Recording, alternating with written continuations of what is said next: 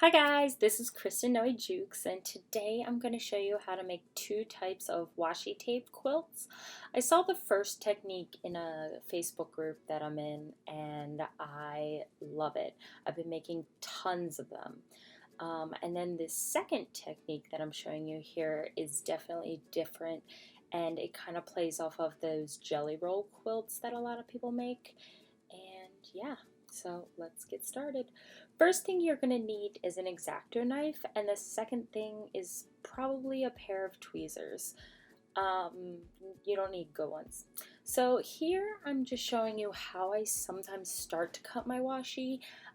And a washi tape is about, I would say, a centimeter maybe long, or maybe longer. And I just try and make actual squares, and then I peel them up off my cutting mat, and I just lay them down where I feel like the center of the paper is.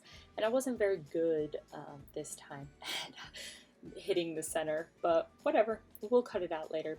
And then what I do is I start applying the tape to the paper. Now the paper I'm using is a Bristol board, and that lets me use my Xacto knife on the paper to kind of score the washi and then peel it up.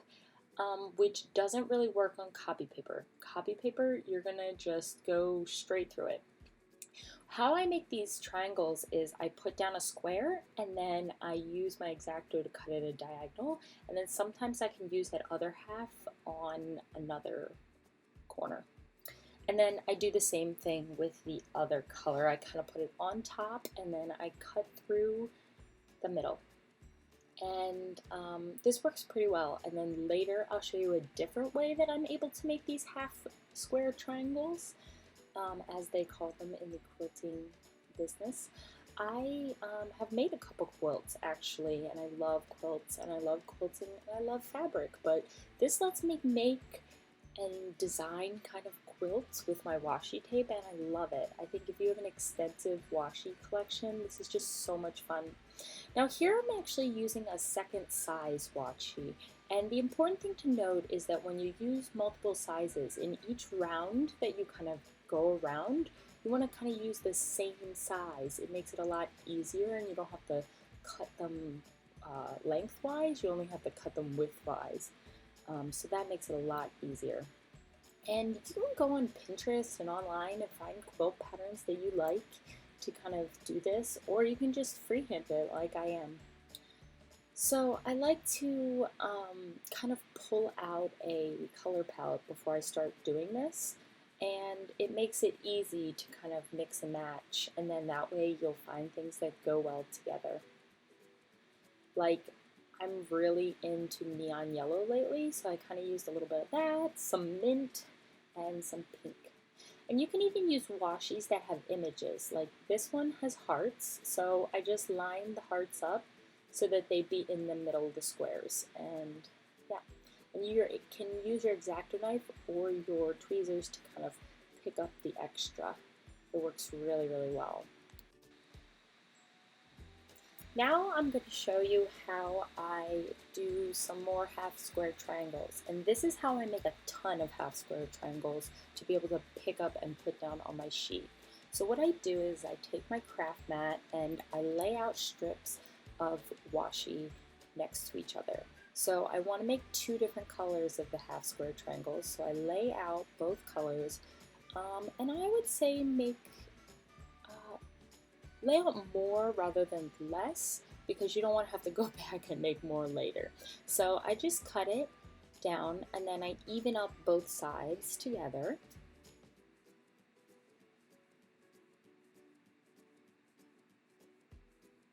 And then I use my tweezers to kind of pick up these pieces. It's much easier to pick up the tape off of the mat with the tweezers if you have short fingernails. And then I'm going to take my ruler. So I'm actually going to use two rulers for this process. This ruler actually is like a centimeter ruler. I got it at this store, I can't even remember, but it's called, I think it's called Hay, H-E-Y. It's a Swedish thing. I don't know, but it's centimeters because in Europe they use centimeters. And then I have an inches ruler that I'm just going to use to cut. And every time, I think it's a centimeter, I get to that third line on the ruler, I will make a cut. So this is making us our perfect squares. I'm kind of using it almost like a T-square, and it works really well for what I'm doing. If you have a ruler that has centimeters on it, it'll probably be a lot easier.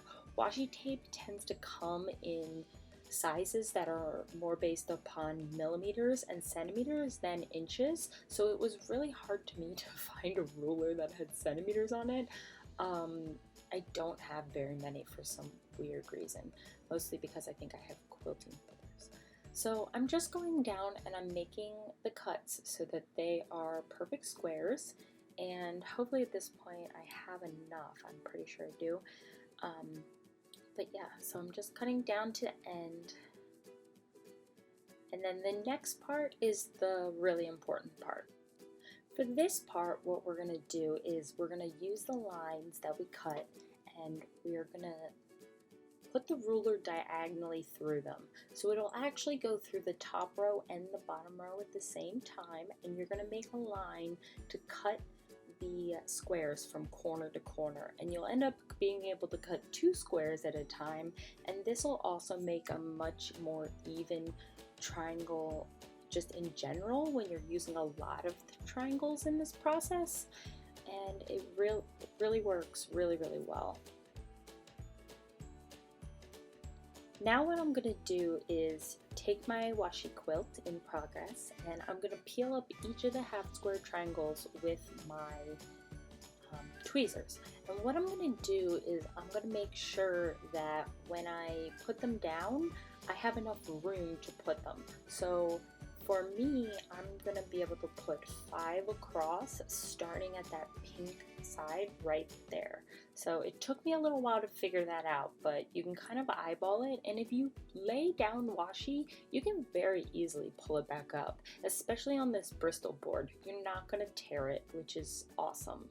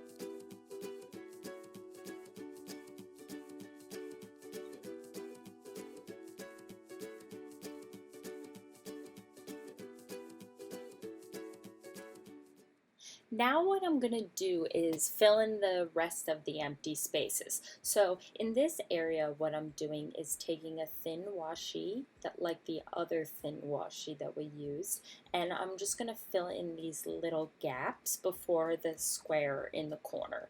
And these just make a little triangle, and it doesn't bother me. It works out pretty nicely.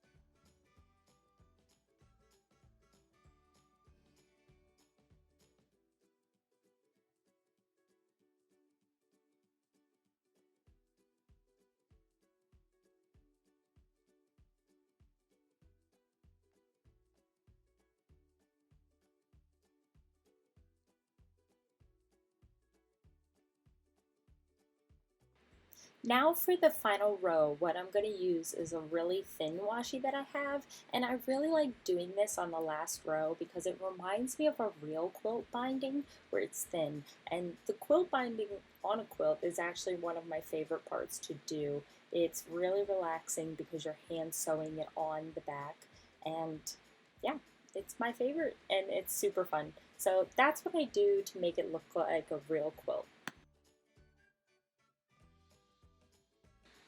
Now I'm just going around with my Xacto and my ruler and I'm cutting it out. It looks better when you kind of just cut with a very thin border.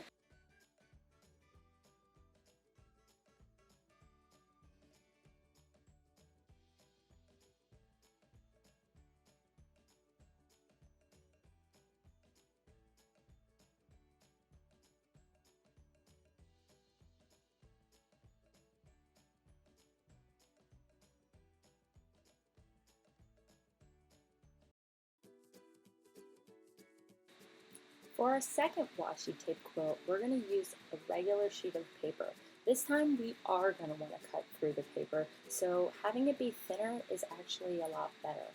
And what I'm going to do is just put washi that I like across the whole sheet from top to bottom. I don't really care about the edges that much because we'll cut that off later. And this time I went with a blue and black and a little tiny bit of pink color palette.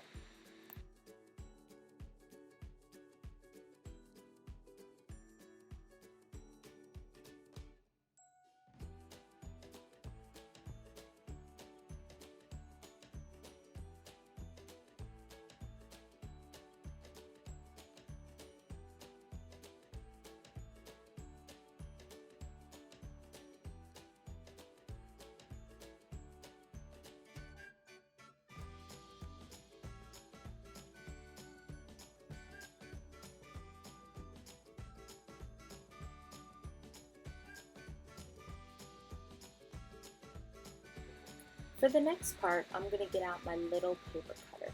This is a Martha Stewart paper cutter and it's worked for years for me. It's amazing. So what I'm going to do is I'm going to cut the paper into strips, and these strips are about the same width as how wide the washi is. I'm not trying to be too perfect about it, but I want them all to be kind of similar in size.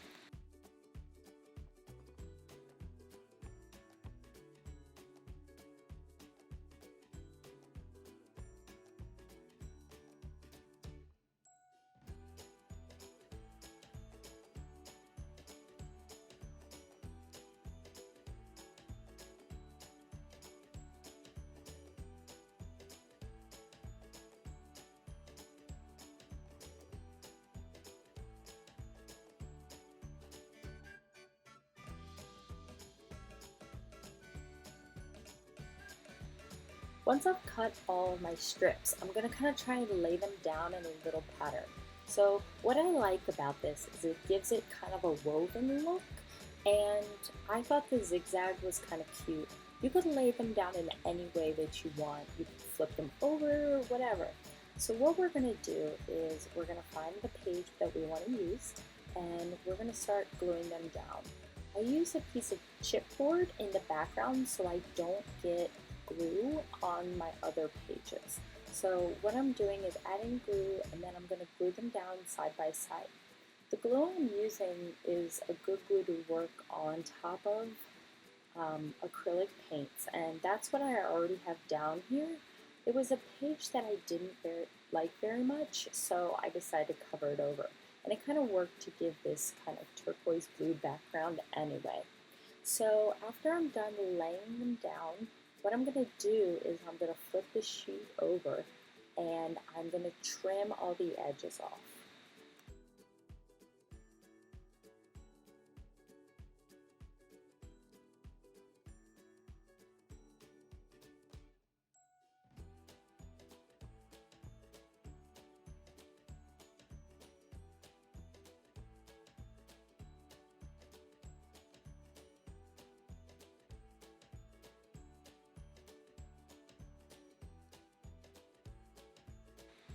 So this concludes me showing you how to make two different washi quilts. I think both techniques make really cool designs. And thanks so much for joining me in this video. If you liked it, I'd appreciate if you gave it a thumbs up or subscribe to my channel. Thanks so much.